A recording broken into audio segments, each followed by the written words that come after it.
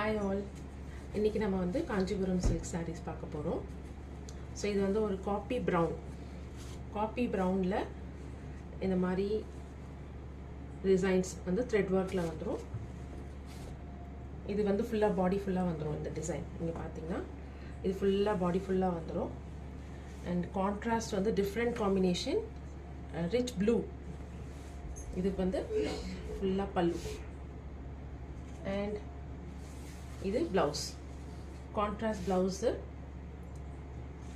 இதோட பாடியில பாத்தீங்கன்னா இந்த மாதிரி ஃபுல்லா பாடியில இந்த மாதிரி ஒரு டிசைன் வந்துரும் கோல்டன்ல.